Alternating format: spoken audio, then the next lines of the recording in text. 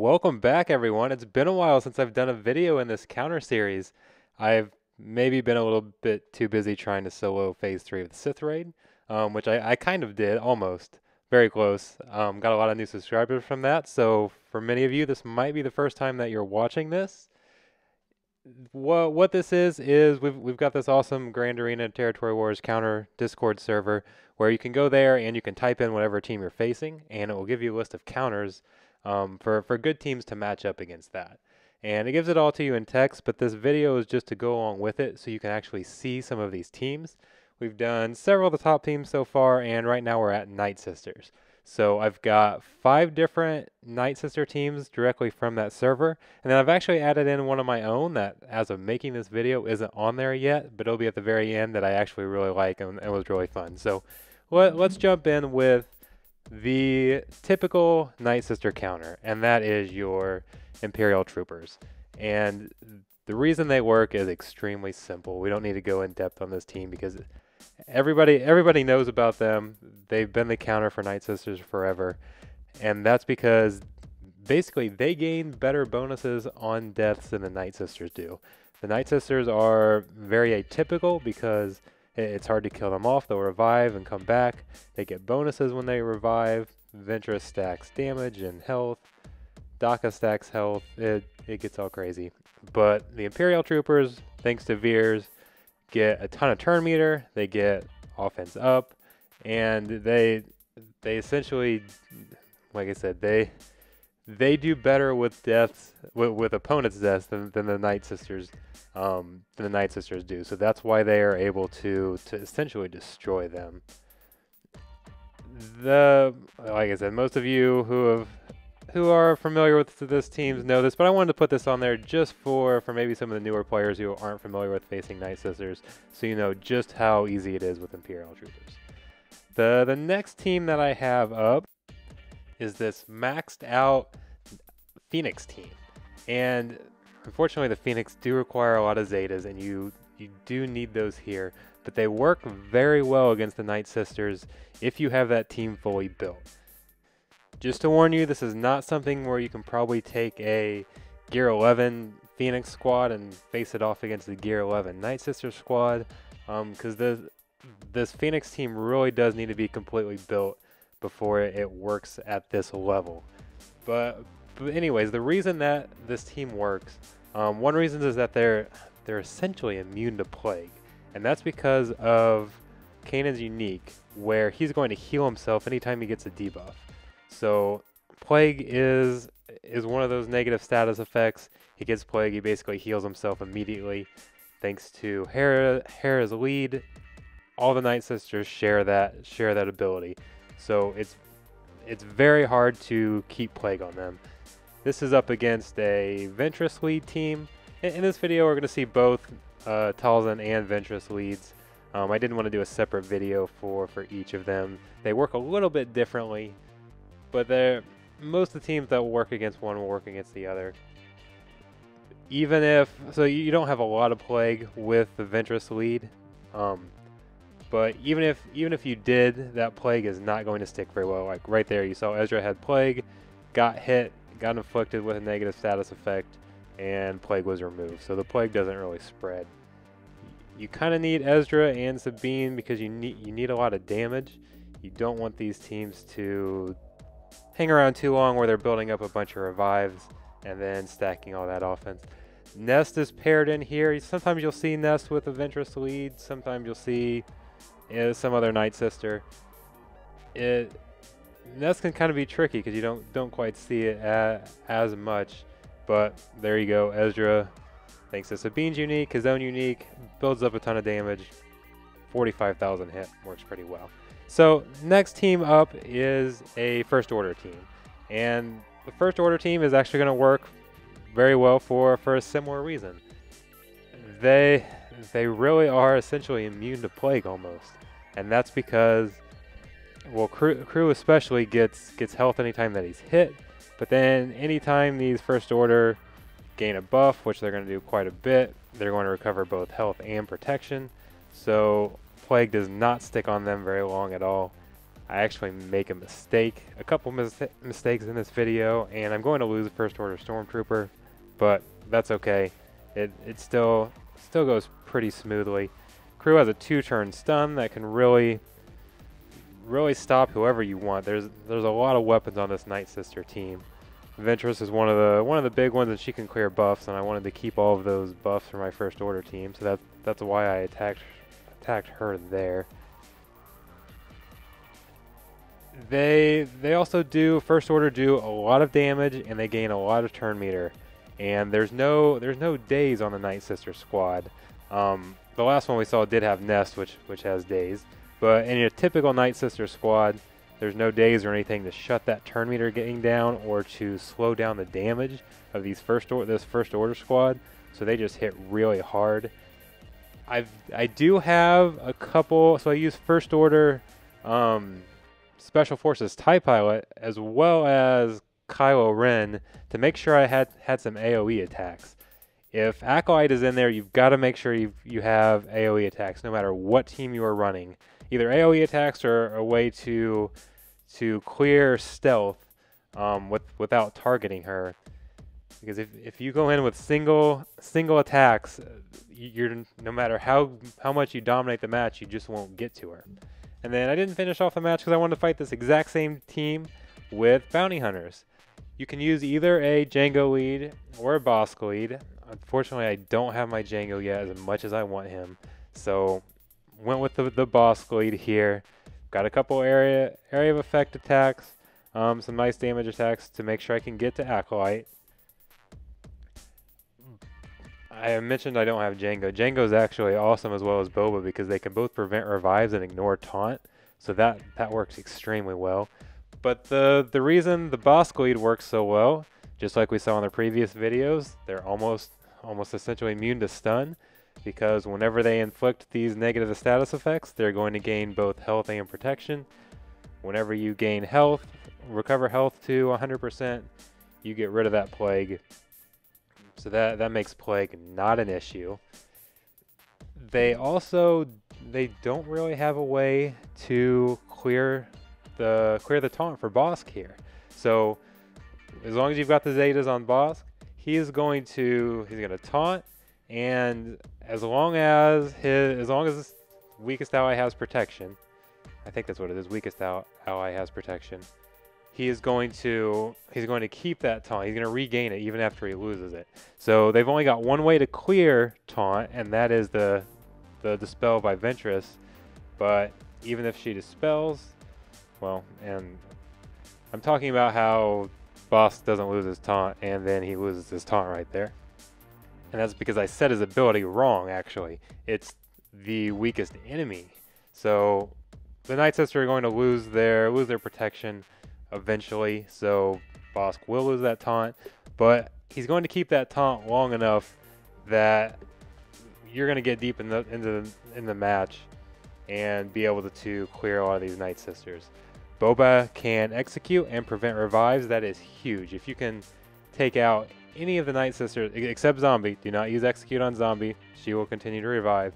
But whether it's Daka to prevent her from reviving people and gaining all that turn meter, Ventress is the one who's going to stack a ton of damage. So there we go. Execute right there. Ventress is done. That makes me feel very safe, because the only way this Nightsister team is going to win is if Ventress is able to stack up a ton of damage through all these revives. If you have a few Nightsisters die and then they're using all their basics and building up all this attack, all this offense for Ventress, that's a way that Ventress could break through Bosk, or when Bosk's taunt is down, get a few hits on some of these other weaker bounty hunters. This is not a strong bounty hunter team that I have. I've got a few gear 11 in here. So using Boba's execute is perfect. So Bosk does all the work early, absorbing all this damage because he's just a huge tank. And then you get deep enough into the match that Boba can execute and essentially cripple the team. If you're able to put Jango in there, as I mentioned earlier, he can also prevent those revives. Put those two together, and almost doesn't even matter what lead you have. Those two can really burn through a Nightsister team pretty quickly, because you don't have to worry about any of those revives. And then, so here's kind of what we see with Acolyte causing problems if you don't have any of the area of effect attacks. We've got a few here. I just had to wait to actually get to them. We've got Zam throwing her bombs. 88 over there has got a nice little area of effect attack. Boba's got one. So doesn't have to be strong, but enough to whittle them down eventually. Once again, decided not to finish that off because I wanted to attack the team again. Tried to get some droids. I'll talk about that at the end of the video. The other team here we have is a Palpatine lead. Palpatine lead works pretty well. You've got a mix of Sith and Empire here because you're gonna get a lot of stuns. You're gonna get a lot of turn meter, and then we do have Death Trooper again, which you saw from the Imperial Troopers video. He's got a way to prevent revives. So I think we see it right here. Yep, there we go. That attack prevents revives, which is huge against the Nightsisters. When you have these teams that can prevent revives, you shut down one of their core mechanics, and it really cripples them. You've got multiple sources of shock on this team, which is very big. Ventress and Daka both gain turn meter. The shock will prevent that. Zombie gains taunt quite a bit. Shock will stop the zombie from gaining taunt. So a couple great things there to shut that down. Fallen Bastila works very well. It's going to help with the nest. On top of that, going to reduce Nest's counter chance, which not a him. I've gotten yelled at enough times for that. Nest is a her. Nest countering and basically can almost solo a lot of teams. So that negative 60% counter chance helps with that. We've got a bunch of sources of stun to keep Nest stunned. Palpatine actually has a two-turn stun here, which can be very useful because you don't have to wait until the turn comes back to stun. And then we've got Death Mark from Death Trooper, going to help us do a lot more damage on those first few attacks at the beginning or immediately after Nest takes a turn. That's when she's vulnerable before she built up all that protection.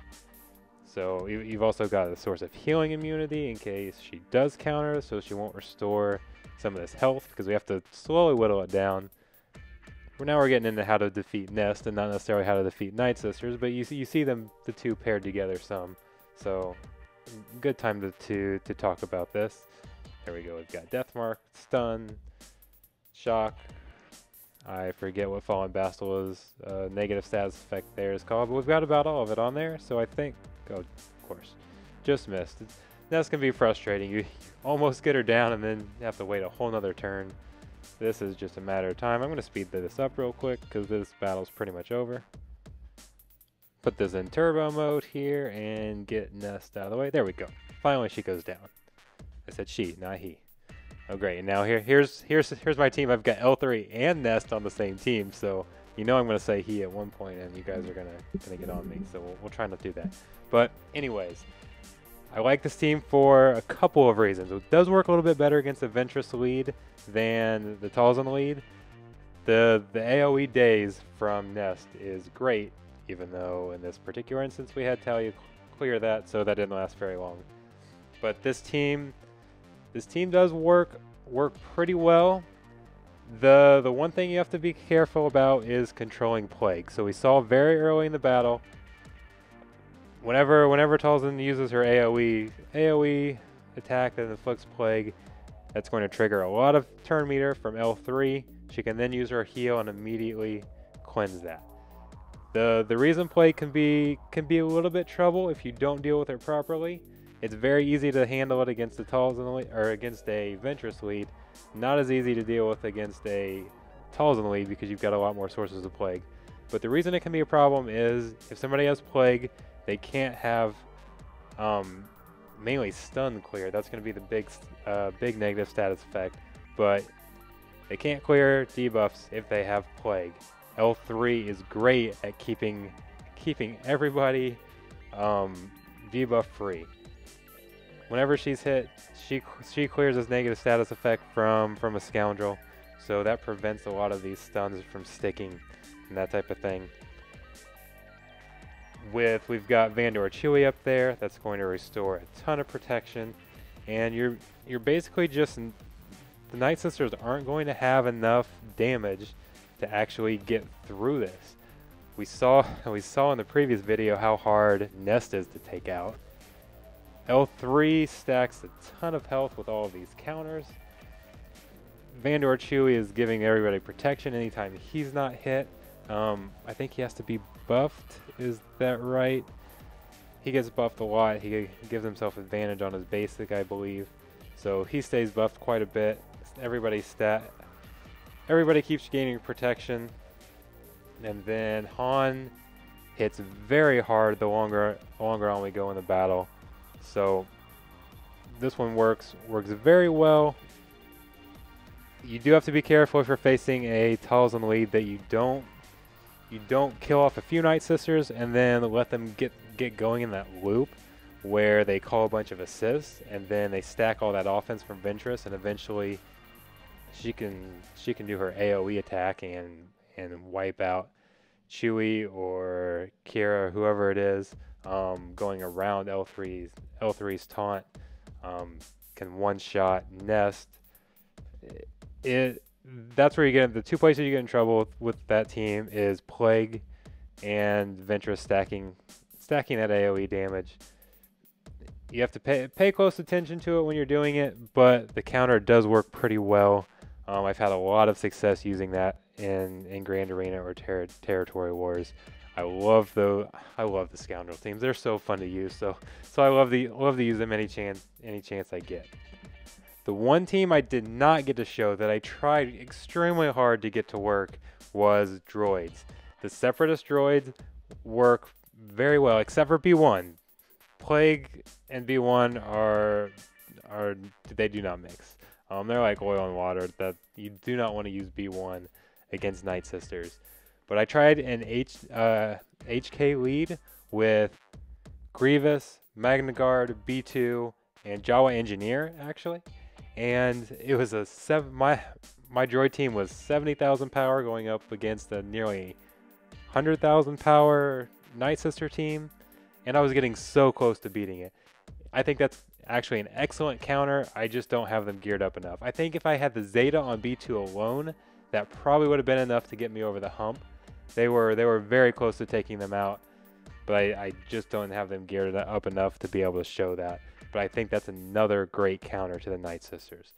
So anyway, thanks again. This has been a ton of fun. I think the next team I'm going to have is a Scoundrel team. One of the best defensive Scoundrel teams with Kira lead, Mission, Big Z, Vandor Chewie, and L3. That group there has been a common staple in some of the top defenses, and I know people have had a lot of trouble with that. I had a lot of trouble with that when I first saw it in Grand Arena. It just destroyed me. I did not realize how tough it is. So I finally got that team up to gear 12, so I'm going to put that in Arena and let some of my Arena Shard mates attack me and hopefully get some videos for me. So that's what's up next. Let me know which ones you want to see. The videos I've been doing are the ones that I see the most comments for requesting. Whichever teams you guys are having the most trouble with in Grand Arena Territory Wars. So this series has been a lot of fun. I know it's been a while. I'm sorry I haven't gotten to more of them, but I'm definitely going to continue. We're going to try and get this done more often than I have been. Thanks a lot, everybody.